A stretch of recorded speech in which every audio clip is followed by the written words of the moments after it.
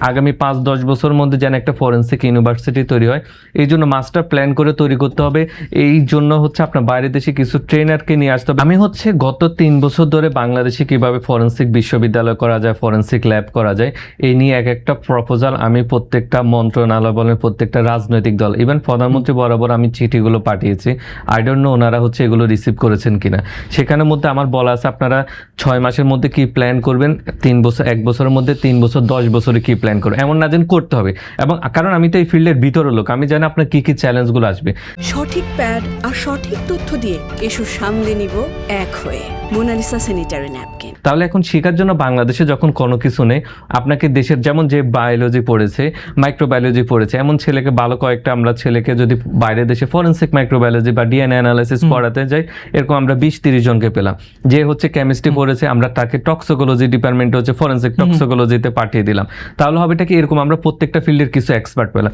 এই ছেলেগুলোকে আমরা যেখানে ফরেন্সিক সিআইডি বলেন বা প্রাইভেট সেক্টর অফ ফরেন্সিক নিয়ে আসা দরকার, সেখানের মধ্যে তাদেরকে জব সেক্টরের ব্যবস্থা করে দেওয়া, এবং এই ছেলেদের মধ্যে এখান থেকে আমরা যারা ইউনিভার্সিটি আছে এদেরকে টিচিং প্রফেশন আস্তে আস্তে নিয়ে আসা। আর ইউনিভার্সিটির আগামী 5-10 বছরের মধ্যে যেন একটা ফরেন্সিক ইউনিভার্সিটি তৈরি হয়, এই জন্য মাস্টার প্ল্যান করে তৈরি করতে হবে। এই জন্য আপনার বাইরের দেশে কিছু ট্রেনারকে নিয়ে আসতে হবে। এই টার্গেট দিয়ে আপনারা 3 বছর 5 বছর আমাদের এখানে ট্রেনিং দিবেন বা শিক্ষকতা করবেন, এর মধ্যে আমাদের ট্রেনার তৈরি করে দিয়ে আপনাদের চলে যেতে হবে। অর্থাৎ এমন না যে আপনারা থাকলেও থাকতে পারেন, কারণ এগুলো খুব এক্সপেন্সিভ। এখন যদি একটা বাংলাদেশে আমরা দেখেছি জাতীয় বিশ্ববিদ্যালয় চাচ্ছে ফরেন্সিক সায়েন্স এবং সাইবার সিকিউরিটি খুলতে, আমি খুব সাধুবাদ জানাই।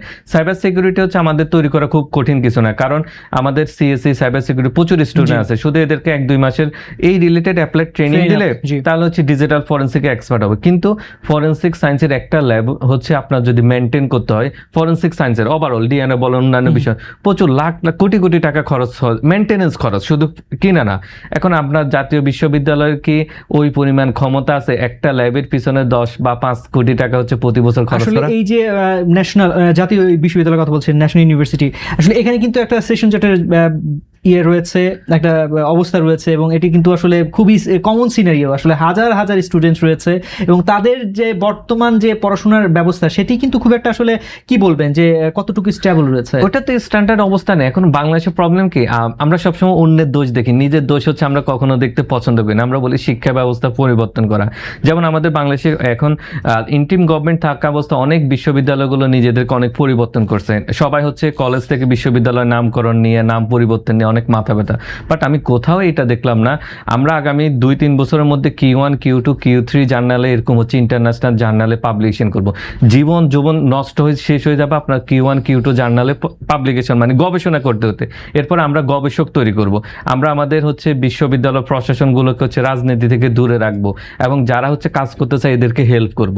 উল্টা আমাদের হয় কি, যারা সৎ থাকতে চায় তাদেরকে আমাদের এখানে অনেক পেরেশানির মধ্যে ফেলা হয়। আমরা প্রচুর এরকম অনেক লোক দেখেছি, আশপাশের লোক সিন্ডিকেট তৈরি করে যায়, ভালো অনেস্ট কাজ করতে চায়, তাকে এক সাইড করে ফেলছে, নিজেরা গ্রুপিং করে চলতেছে।